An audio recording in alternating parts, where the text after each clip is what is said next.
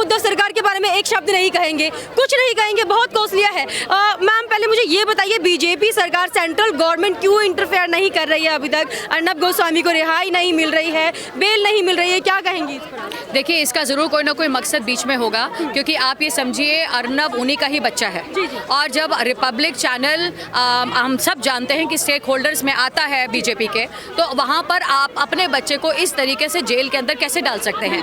जब अर्नब इन सब चीज़ों की गुहार कर रहा था, बात कर रहा था, तब उस वक्त आप लोगों ने इंटरवीन करके क्यों नहीं बोला कि अर्नब को कि आप इस महाराष्ट्र गवर्नमेंट के बारे में मत बोलिए या आप सच्चाई का रास्ता मत लीजिए? आप जब अलाउ किया अर्नब को बोलने के लिए उस टाइम पर भी, तो जर्नलिज्म के अंदर जब वो सच का रास्ता पकड़े था, तब आपने उस वक्त उसको रोका क्यों नहीं? आज जब वो सच्चाई के रास्ते पर इतना आगे आ गया और आज उसने सारी हदें पार कर दी, तो आज आपने उसको छोड़ दिया और उसको पनिशमेंट दे रहे हैं? क्या यही सच है? महात्मा गांधी को भी बहुत चलना पड़ा था और बहुत आगे उन्होंने लड़ाई लड़नी पड़ी थी, और उन्होंने अपना लॉयर, और वो तो साउथ अफ्रीका से आए थे, क्या नहीं था उनके पास? और यहाँ पर आके सिर्फ धोती में आ गए थे। आज इंडिया नहीं, पूरा विश्व उनको पहचानता है। तो क्या यही चीज नहीं देख रहे हम? क्या अर्नब को आज इंडिया नहीं, पूरा विश्व, क्या हुआ अगर बीजेपी साथ में नहीं दे पा रही, नहीं देती, तो आज उसके साथ एक आम आदमी खड़ा है, आज उसका एक आम आदमी उसका हिस्सा है, और यही एक आम आदमी की आवाज है अर्नब। और अर्नब इसीलिए इसी चीज का उसने इतने टाइम खाया है,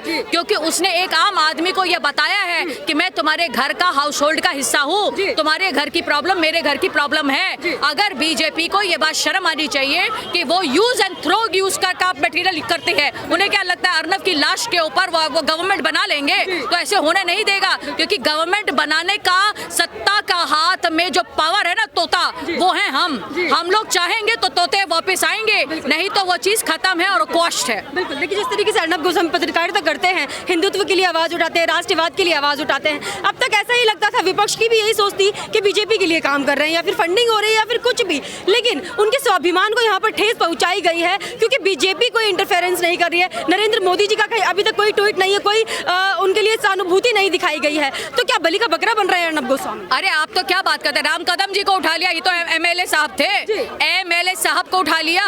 तो जब राम कदम जी की कोई औकात नहीं है गवर्नमेंट के सामने, तो आप बताइए, तो हम लोग बीजेपी को क्या बोले जाकर? बीजेपी कहाँ खड़ी है? बीजेपी ने जो, वो तो पापा है महाराष्ट्र गवर्नमेंट का, सेंट्रल है, तो 256, 257 आर्टिकल कॉन्स्टिट्यूशन ऑफ इंडिया, उसके हिसाब से इनको तो एक देनी थी चिट्ठी और इसको इंटरवीन करना था और कान से पकड़ना था और लेकर आना था। क्यों नहीं किया? क्योंकि सत्ता बनाने की कोशिश में है ये लोग, और इनकी सत्ताएं करेंगे हम फेल, क्योंकि यहाँ पर ये आक्रोश, अगर अर्नब के ऊपर हमें पता चला कि उसके ऊपर कोई भी उंगली उठी रात भर में और उसके साथ किसी भी तरीके का दुर्व्यवहार हुआ, तो हम लोग ईंट से ईंट बजाने वाले लोग हैं। इन सबको अर्नब ने घर में जाकर पैसों के साथ नहीं लेकर आया, तो इसके बाद भी क्लियर हो जाता है टीआरपी केस भी बोगस था। अगर इंडिया से बाहर के लोगों को भी पैसा भिजवाए कि इतना अर्नब के पास पैसा है कि करोड़ों के अकाउंट में पैसा डलवाता है, तो आप निकलवा लीजिए। महाराष्ट्र गवर्नमेंट को तो शौक है, महाराष्ट्र पुलिस को शौक है, सबके अंदर से गड़े बुर्दे निकाले को, तो निकालो ना जिया खान का, निकालो गड़ा बुर्दा, निकालो, आप निकालो ना जिया खान का। परवीन बॉबी भी मरी थी, दिव्या भारती भी मरी थी, निकालो पुराने खान। अरे वहां पर बेबी पेंगुइन इन्वॉल्व है ना, आप दिशा को निकालते ना, दिशा को अपनी सुसाइड, अचानक से दो सुसाइड की चीजें इनको सामने नजर आ रही हैं, और जहां पे सुशांत ने सुसाइड किया वो नजर नहीं आया, वो नहीं पूछा, उसके लिए आपने नहीं देखा। ये सुसाइड है, वो सुसाइड कुछ और है। अरे तुम इतने में तुम सुसाइड को करवाने के लिए जा रहे हो, तुम्हें पता चलना चाहिए कि किस तरीके से एक आदमी के लिए कितना जरूरी है कि वो सच के रास्ते पे चलता रहे विदाउट कोएर्जन। और यहाँ पर यही चीज सामने दिखाई दे रही, पर हम अपने बच्चों को आने वाले इस न्यू इंडिया को यही दिखाएंगे, सच कितना भी परेशान नहीं हो सकता, कितना भी सच्चाई के रास्ते पे तुम चलते रहोगे, वो पराजित नहीं होगा। तो ये एक सबसे बड़ी बात है जो हम सामने बार बार लेकर आते हैं, और मुझे इस बात की खुशी है कि हम अर्नब के साथ खड़े हैं, रिया के साथ नहीं। जी बिल्कुल। देखिए, 3 बजे अर्नब गोस्वामी, हाईकोर्ट अभी सुनवाई करेगी कि रिहाई होगी या नहीं, लेकिन अगर रिहाई नहीं होती है तो उद्धव ठाकरे की धमकी यहाँ पर सही साबित हो जाएगी कि दिवाली जेल में ही बनेगी अर्नब गोस्वामी।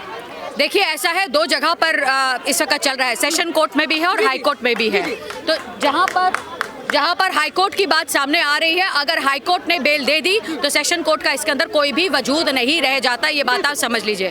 पर जिस तरह से हाई कोर्ट ने पहले ये बात कही थी कि वो अगर छोटी कोर्ट में जाकर, सेशन कोर्ट में जाकर इस बात की गुहार लगाएं, क्योंकि कहीं ना कहीं उनके पास ये भी एक जो अपील है, जो उनके पास एक रेमेडी है, ये अभी बची है, तो वो उसकी अपील कर सकते हैं कोर्ट के अंदर।